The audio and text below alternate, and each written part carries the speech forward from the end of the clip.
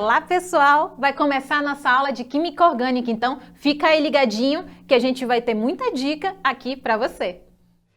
No fim do século XVIII, os químicos resolveram se interessar pelo estudo das substâncias presentes nos organismos vivos. Logo, eles descobriram que tais substâncias apresentavam características diferentes daquelas obtidas dos minerais. Foi aí que o químico Carl Wilhelm Scheele conseguiu isolar o ácido lático do leite, a ureia da urina, o ácido cítrico do limão, o ácido tartárico da uva, entre outras substâncias. Com base nessas descobertas, no ano de 1770, o químico sueco Torbjörn Bergman definiu os compostos orgânicos como sendo os que poderiam ser obtidos a partir de organismos vivos. Neste mesmo período, o químico Antoine Laurent Lavoisier conseguiu estudar muitos desses compostos orgânicos e, antes de ser guilhotinado, verificou que todos continham o elemento carbono. Já no início do século XIX, Jöns Jacob Berzelius concluiu que somente os seres vivos poderiam produzir os compostos orgânicos. Essa ideia ficou conhecida, então, como a teoria da força vital. Porém, em 1828, o químico Friedrich Wöhler sintetizou, de forma acidental, a ureia, um composto orgânico presente no suor, no sangue e na urina dos animais, fazendo balançar a teoria da força vital. Depois disso, os compostos orgânicos passaram a ser definidos como os compostos do elemento carbono. No entanto, como existem alguns compostos inorgânicos que também apresentam carbono em sua composição, como por exemplo o diamante, o grafite, os carbonatos e o monóxido de carbono, a definição aceita atualmente diz que compostos orgânicos são os compostos do elemento carbono com propriedades características.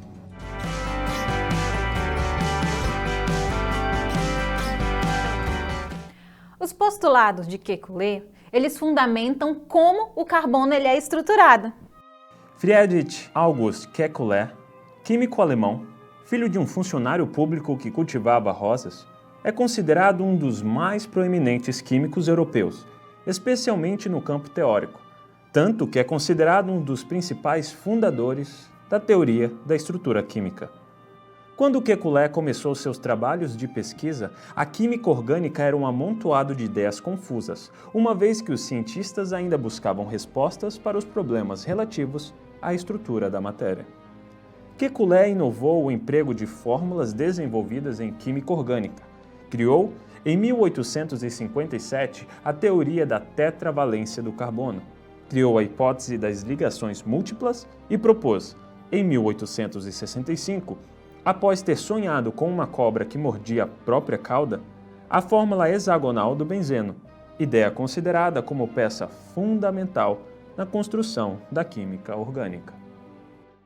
No primeiro postulado de Kekulé, nós temos que o carbono é tetravalente, ou seja, ele possui 4 ligações químicas. No segundo postulado de Kekulé, nós temos que as 4 valências do carbono são iguais entre si. E observando essas 2 moléculas que nós temos aqui, podemos ver que o cloro ele está localizado em diferentes posições na mesma molécula. Isso indica que essas ligações elas podem, então, ter a mesma localização e que essa localização não vai influenciar na molécula orgânica. No terceiro postulado de Kekulé, nós temos que o encadeamento desses carbonos, ou seja, a ligação química entre os carbonos, aí a ligação covalente, vem a formar o que nós chamamos agora de cadeias carbônicas. Nas ligações covalentes, 2 elementos compartilham pares de elétrons.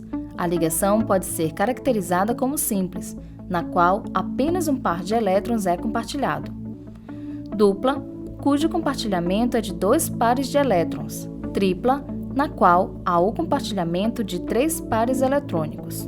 Os tipos de ligação covalente se referem à forma como os orbitais atômicos se ligam para formar os orbitais moleculares. Veja as ligações existentes na molécula C2H2 do ponto de vista dos orbitais. Observe os orbitais p paralelos e a criação entre eles de um plano à parte da ligação, destinado à ligação π e à interação entre o átomo de hidrogênio frontalmente, ou seja, no mesmo eixo, caracterizando uma ligação sigma. Agora note aí, em ligações simples, ou seja, onde há apenas o compartilhamento de um par eletrônico, não existem ligações π, mas uma ligação sigma. Em ligações duplas, ou seja, onde há dois pares de elétrons compartilhados, existem uma ligação π e uma ligação sigma. Em ligações triplas, onde há 3 pares de elétrons compartilhados, existem 2 ligações π e uma ligação sigma.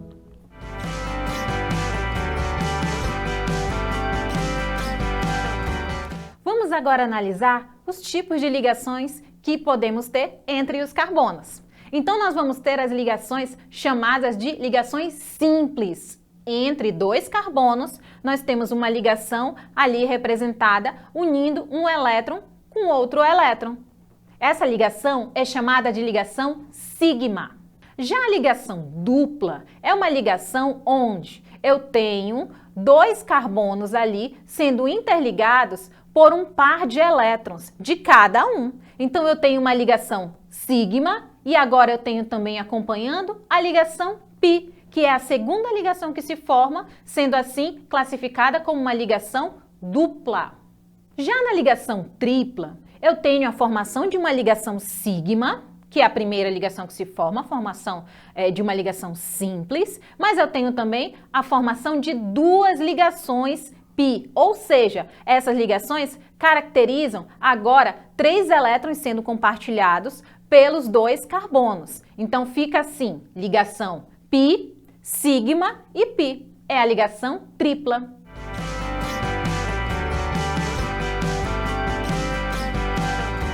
Classificação dos carbonos na cadeia carbônica. Um carbono primário, ele vai estar localizado justamente nas extremidades da cadeia. Observe o nosso exemplo. Esses carbonos que estão marcados na lateral, na extremidade da cadeia, são os carbonos que eu vou chamar de carbonos primários. Por sua vez, os carbonos secundários são os carbonos que possuem 2 vizinhos carbonos. É um carbono ali no centro, porém, de um lado e de outro desse carbono, eu tenho ali 2 vizinhos carbonos. Os 2 carbonos que estão aí marcados na cadeia são chamados de carbonos secundários. O carbono terciário é aquele carbono que possui 3 vizinhos sendo átomos de carbono.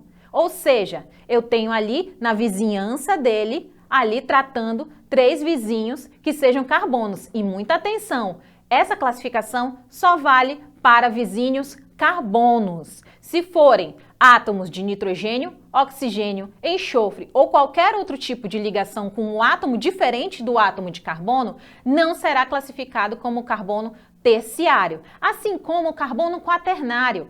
No carbono quaternário, ali o nosso carbono que está marcado, eu tenho 4 vizinhos ali do átomo central. Então, aquele carbono central é chamado de carbono quaternário. Diante dos nossos conhecimentos, vamos agora praticar?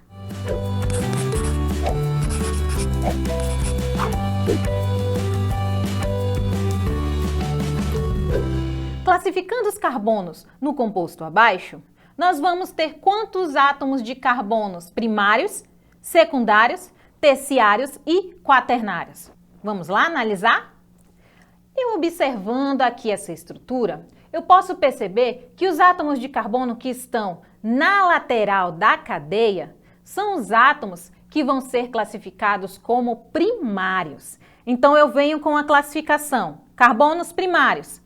1, 7, 8, 9, 10, o átomo 12 e o átomo de carbono 13. Átomos de carbono primários são os átomos de carbono que estão na lateral da cadeia. Muito bem. Essas extremidades já marcam os carbonos primários e, da mesma forma, nós vamos agora classificar os carbonos de modo secundário. Vamos fazer a contagem desses carbonos que só possuem 2 vizinhos carbonos. Muito bem. Eu estou observando ali no carbono 5, observa bem, aluno, no carbono 5. Eu tenho nesse carbono o vizinho 4 e o vizinho 6. Opa, então ali eu posso classificar o carbono 5 como sendo um carbono secundário. Da mesma forma, observe o carbono número 6. Esse carbono número 6 tem o vizinho carbono 7 e o vizinho carbono 5. Então, esse carbono número 6 pode ser considerado também um carbono secundário. Então, eu tenho carbonos secundários 5 e o 6. E os carbonos terciários? Vamos localizar na nossa cadeia. Carbonos terciários. Observe o carbono 2. O carbono 2 tem 3 vizinhos átomos de carbono, 1, 3 e 9. Já o carbono 4 também tem 3 vizinhos, o carbono 3, o carbono 5 e o carbono 11.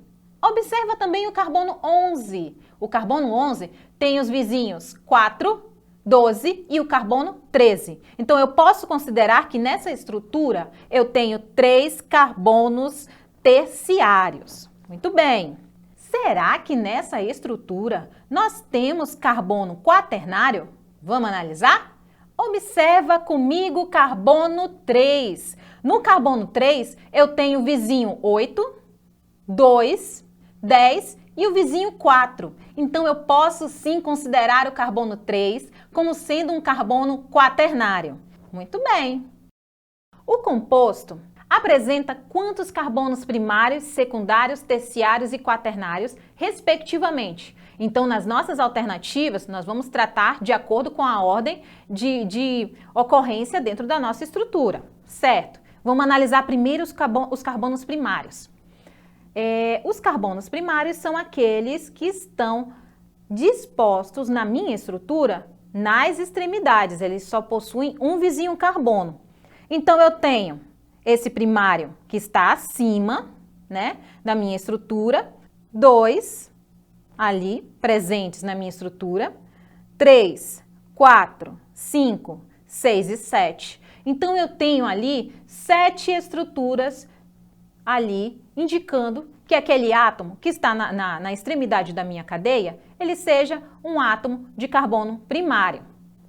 Da mesma forma, o carbono secundário é o carbono que possui ali 2 vizinhos, sendo átomos de carbono. Muito bem. Então, na nossa contagem, nós temos 4 átomos secundários, certo? Vamos identificar. Primeiro, ali nós temos o segundo, perto do oxigênio. Depois, nós vamos ter o terceiro, com aquele radical ali abaixo, pertinho do nitrogênio. E do outro lado do nitrogênio também nós vamos ter um outro carbono secundário. Então, essa disposição nos localiza 4 carbonos secundários. Muito bem. Já os carbonos terciários possuem 3 vizinhos átomos de carbono. E na nossa análise da estrutura, nós temos apenas um átomo de carbono que é terciário, que é o átomo de carbono que está perto da dupla. Então, esse átomo de carbono, que tem 3 vizinhos, pode ser considerado um átomo de carbono terciário. Da mesma forma, um átomo de carbono que é dito quaternário, ele possui 4 vizinhos átomos de carbono. E eu estou observando ali que eu tenho apenas um carbono quaternário, que é justamente este carbono aqui, olha. Este carbono que está aqui marcado e ele possui 4 vizinhos de átomos de carbono. Qual será a nossa opção? Isso mesmo, a letra C, 7, 4, 1 e 1.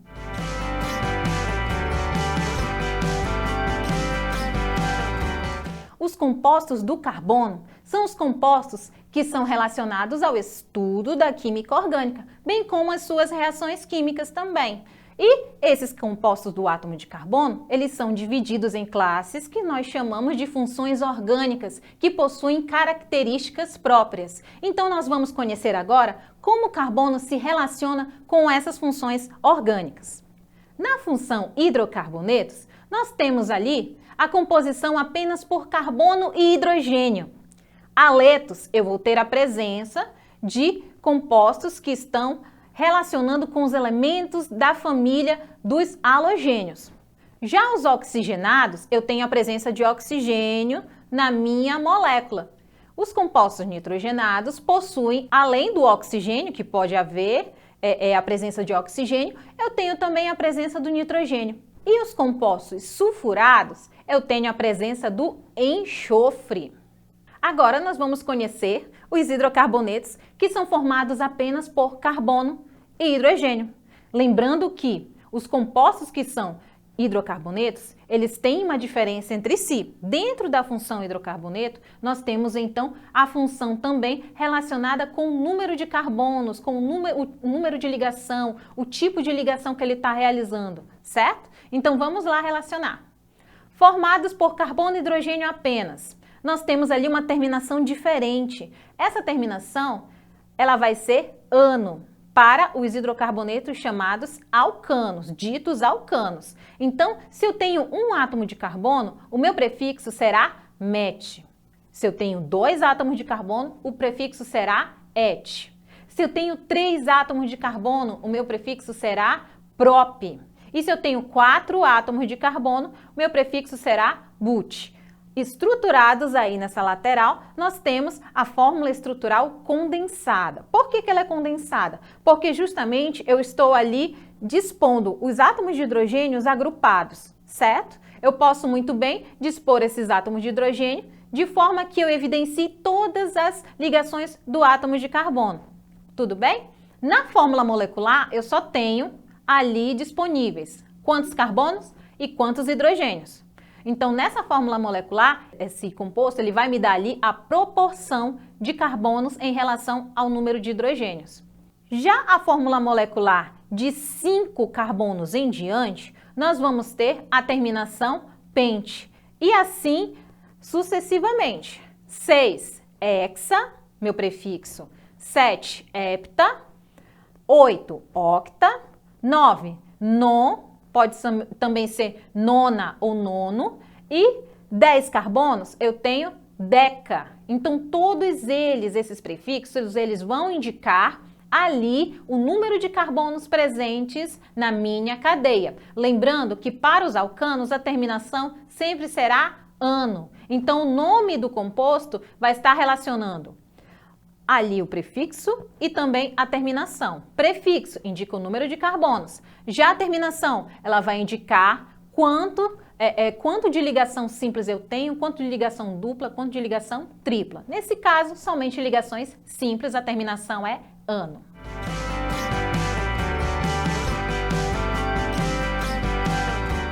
Radicais orgânicos. O que é um radical orgânico? Radical orgânico é todo o agregado que vai ficar fora da cadeia principal. Aí já tem um outro conceito importante também da cadeia principal, que nós vamos ver mais adiante. Mas dá uma olhada especial nos radicais orgânicos. Os radicais orgânicos, eles vêm a ser aquelas estruturas que possuem uma extremidade livre. E essa extremidade livre vai fazer com que esses átomos de carbono sejam ligados diretamente a uma estrutura maior.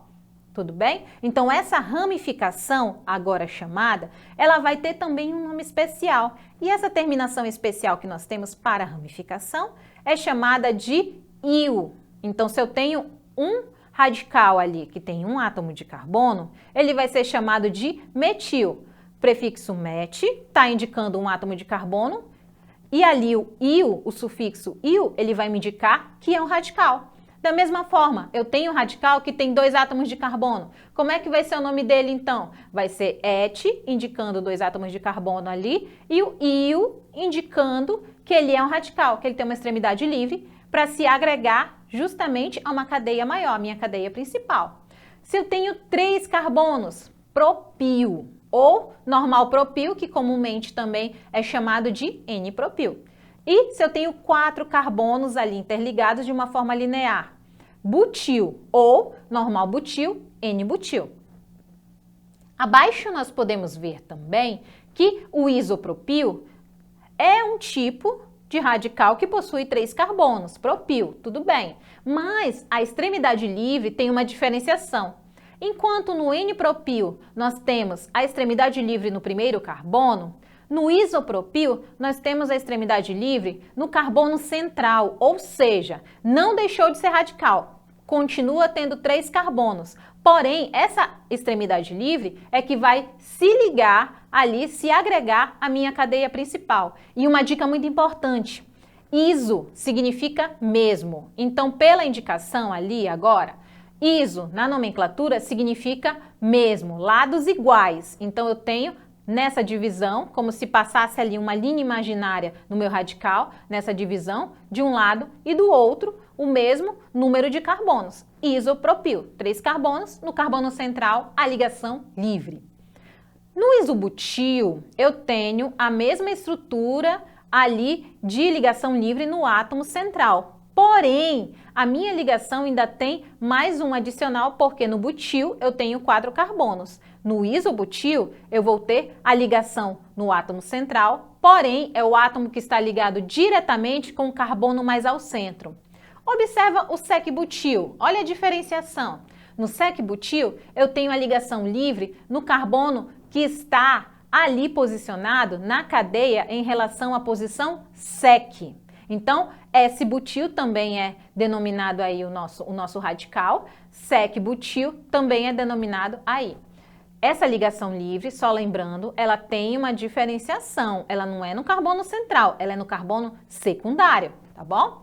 E já o tercibutil ou T-butil. A minha ligação livre, ela está no carbono terciário. Gente, muita atenção nessa diferenciação.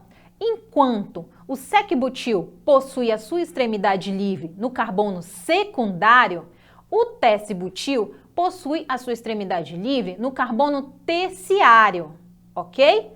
E o isobutil no carbono central, porém, lembrando que ainda tem mais um carbono ali estruturado para receber essa ligação livre, essa extremidade livre para se linkar ali, se juntar à minha estrutura maior que é a cadeia principal.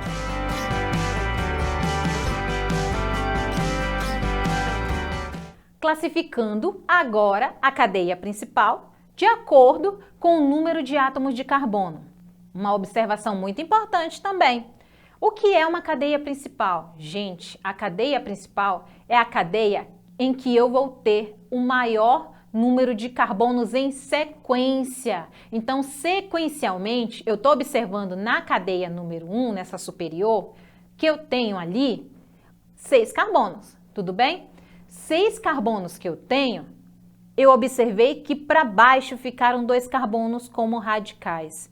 Observa a cadeia de baixo, olha, na cadeia de baixo eu já tenho 7 carbonos, porque na sequência eu consigo ali ligar 7 carbonos linearmente. Tudo bem? Ah, mas tem uma quebra ali na minha cadeia, tem uma quebra que eu estou observando. Mas se você planificar essa cadeia, você consegue perceber que o meu radical, ali no carbono 3, é o radical metil. E isso, ali mesmo onde está marcado. Então, esse carbono metil, ali, esse radical metil, é um radical que está ligado diretamente no carbono 3.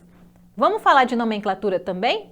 Na nomenclatura, eu preciso localizar o meu radical e contar os átomos que estão na cadeia principal. Então, no carbono 3, eu tenho o radical metil. 3-metil. Observa também na nomenclatura que eu tenho um padrão. Então, esse padrão que eu estou aí agora relacionando, 3, tem um hífen ali, um tracinho, metil. Não pode juntar tudo, tem que colocar ali 3, tracinho, metil. E tem um outro tracinho também, um hífen, separando o radical da cadeia principal.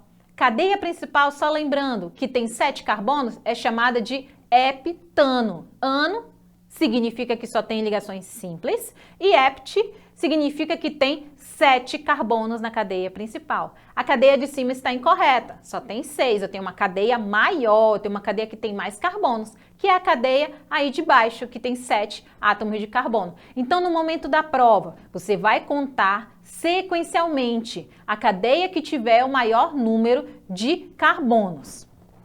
Vamos ver mais um exemplo, então? Observem essa cadeia que nós temos aí. Nessa cadeia, eu estou observando na cadeia principal 3 átomos de carbono.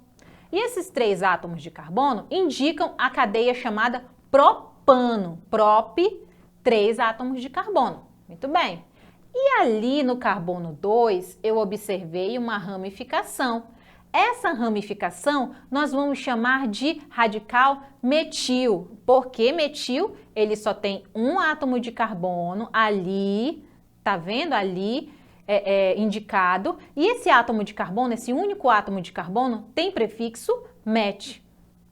Então, a minha cadeia vai ficar com a nomenclatura 2-metil-propano.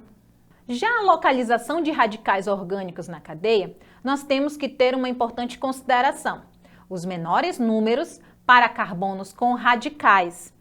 Eu posso fazer duas numerações da minha cadeia, observando o lado A e o lado B.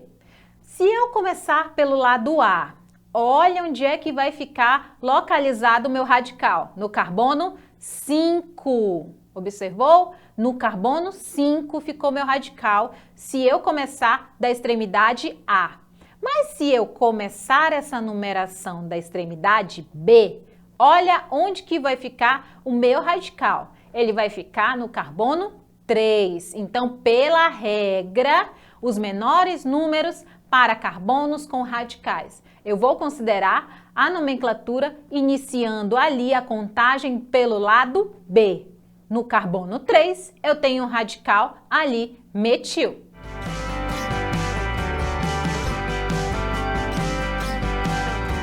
Como podemos classificar, então, os hidrocarbonetos? Sendo alcanos. Todo alcano possui apenas ligações simples entre os átomos de carbono. Lembrando que a ligação simples é chamada de ligação sigma.